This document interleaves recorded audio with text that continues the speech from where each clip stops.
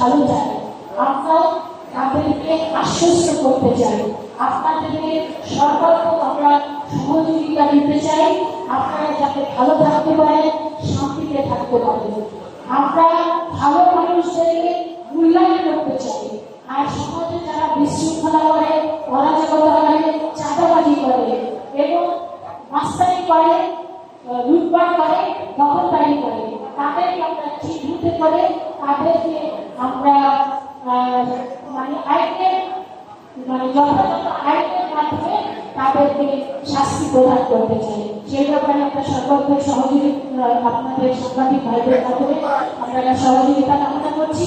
আমরা সকলে মিলেমিশে যদি আমরা কাজ করতে পারি, আমাদের উদ্দেশ্য থাকে একটাই, আমরা এই নাগরিকদের যা কিছু করবো ভালো করবো, উন্নয়নের জন্য করবো, মানুষের মঙ্গলের জন্য করবো, মানুষের সুবিধার জন্য করবো, মানুষ যাতে সুখে থাকতে পারে, শান্তিতে থাকতে পারে, সেই জায়গায় আমরা সকলে মিলেমিশে কাজ করবো ইনশাআল্লাহ।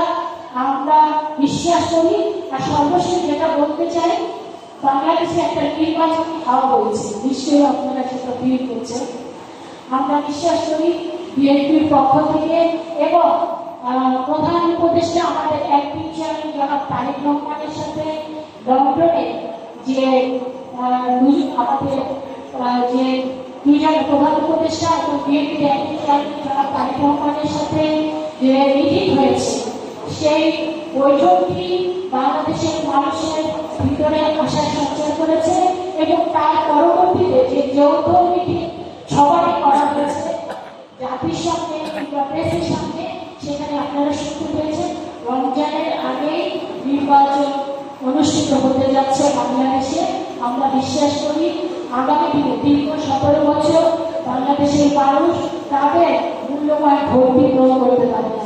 বাংলাদেশের জনগণ হচ্ছে বাংলাদেশের মালিক এবং এই মালিকানা প্রমাণ করার প্রথম ধাপ হচ্ছে তাদের মূল্যবান ভোট গ্রহণ। সেই জায়গায় দীর্ঘ 17 বছর বাংলাদেশের মানুষ বঞ্চিত ছিল।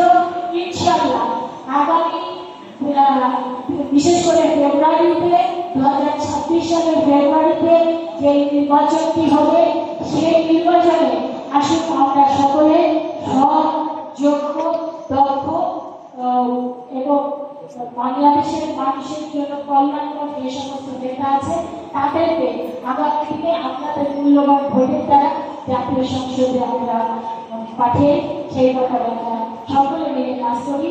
এই মাদারীপুর 2 আসনে আমরা মিলেমিশে ইনশাআল্লাহ আগামী ফেব্রুয়ারিতে যে জাতীয় সংসদ নির্বাচন হবে, সেই নির্বাচনে একটি অবাধ, সুষ্ঠু, নিরপেক্ষ নির্বাচন যাতে অনুষ্ঠিত হয় এবং সেখানে সমাজের সকল শ্রেণী যাতে, সকল মা, বোন, ভাই, বাবা, চাচা, কৃষক, শ্রমিক, মেহনতি মানুষ এবং সকল শ্রেণীর সাংবাদিক